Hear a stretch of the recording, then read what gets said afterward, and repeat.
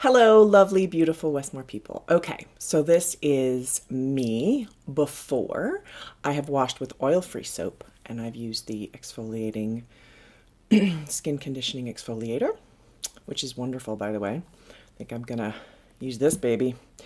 Um, so as you can see, I have some suntan lines here. I'm out in the sun every day. So I have some age spots through here. I have, different colors on my neck, of course. And then as you can see, I have some lovely age spots. I've earned these, so call them lovely. All along in here. And of course, right on my elbow, I've got a few. And then this area, of course, is quite a bit because it's my forearm. Same thing with this forearm. And here I've got a lovely bruise. I don't have any tattoos, unfortunately, to cover, but maybe I'll go get one. Huh? So this is me before, no makeup, just got out of the shower. And I'm going to use the Westmore product, voila, on my upper body and to do a second video to show you the results. I'm very excited. Yay. Hello, beautiful Westmore people. Okay, so this is me having applied the product, used the buffer, and then did my hair and makeup. Actually shot another video to show how to do hair and makeup. So now you get the full finished product, and I'm wearing something that I would wear to a nice gathering or party where I would actually want to cover my age spots. So as you can see, I mean, I'm super pleased. I mean, it just looks so incredible, and you can see on my arms. It didn't completely cover, but I think it would look almost fake if it completely covered it. It definitely diminished it to the point where you don't even really see it, which I love. And I actually think that's a better way to go. I feel that way with marks on people's faces, like if they have age spots or something. It's if you try to completely cover it, sometimes the HD cameras really pick up on it. So I'm kind of a fan of, it's okay if it's a little just hazy is better, right? So that's how I feel about this. And this is like, really just diminished it so much. And on this arm as well, you know, really, really took them down. I could probably have gone back over these a few times, I think, and done more, worked with it a little bit more on these in retrospect. If I really wanted to completely cover those particular age spots, I could have done that. I only did that. I only went back over the my lovely bruise here, which really did take that way down. So I'm happy with that. So I think just it evened it out all the way up my chest. I hope I've got the camera angle fine. You can really see like how much that just took out all of the discoloration, the spots, the freckles, the suntan lines, that sort of thing. Like just, made me look like an absolute beauty queen here. So that's really awesome. So just a few thoughts that I have after having done this, I wanted to share with you.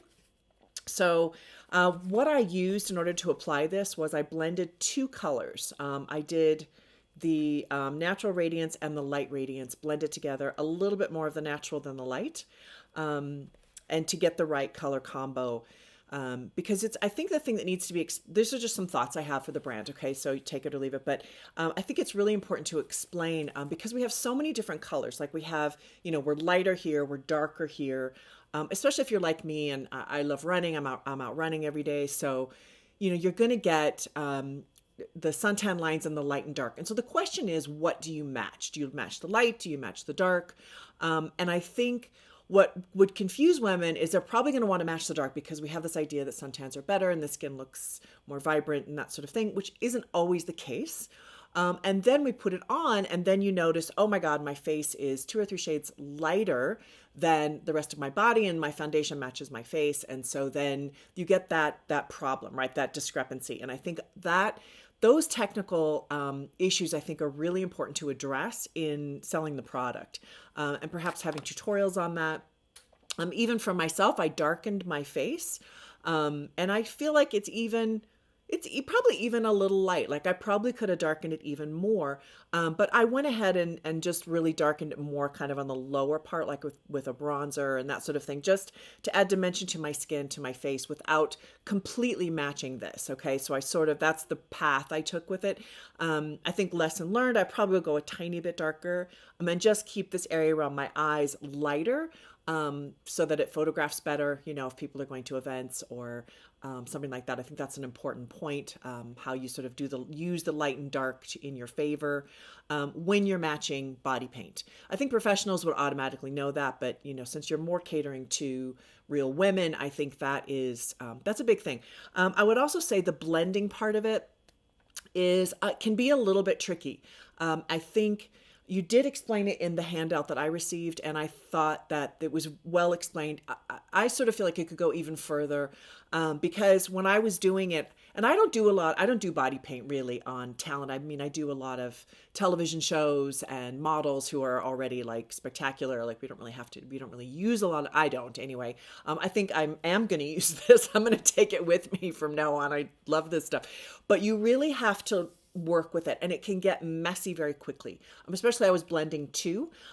So I think really guiding women more on how to work with it and blend with it. And I think again, the color discrepancy, like I've got light palms and then I'm getting a little bit darker color here. So there's a little bit of a cutoff. I actually don't think this is bad on me. I think this is fine. I think I'm glad I mixed those two colors. And I think that's a difficult thing when you're shopping online, is how do you get the right color combo for your particular body colors, and what color on you do you match, right?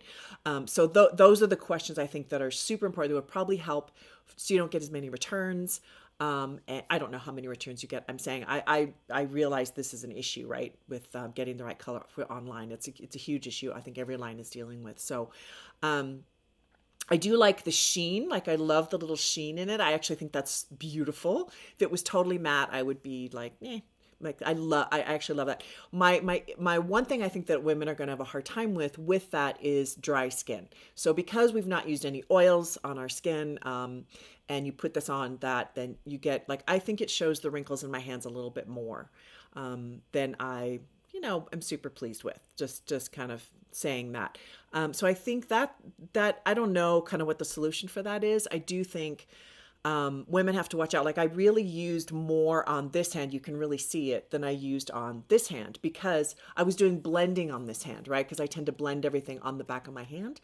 I think in retrospect, it would have been better to blend it in my palm that I was going to wash as opposed to the back of my hand. And then I just ended up getting a lot more on this hand, and you can really see the difference, right? Because this one doesn't show, I didn't get as much on this hand, and it doesn't show the wrinkles as badly. Although without any lotion, I am going to have a little bit more of a wrinkle to my skin. So I would say we just need to educate women on this is kind of what's going to happen. It's a little bit of a give and take with being able to use the product and have it look as great as it does. You're going to probably see your dry skin a little bit more if you have really dry skin, especially people with eczema or more skin conditions, that sort of thing, psoriasis. I could see that this would be a little bit maybe showing it more, plus with a little bit of the iridescent. So I think that's another point to really bring up to women. I don't think it means that they can't use it. I just think they'll have to have maybe a strategy down. I've not worked with those kind of skin conditions and body makeup, so I don't really have any direct sort of thoughts on that, any direct experience. I would say if they can use a really great moisturizer to really not an over-the-counter, like a really good moisturizer the night before, get it really hydrated, then clean it off with your Ivory soap, get rid of all the oils and do it. Maybe that would offset somewhat. But I could see people with those skin conditions having an issue with using body paint, and I don't know if there's a solution there. So that's a whole nother conversation. I also think how to cover parts that you really want to cover, like tattoos and maybe some more of my age spots.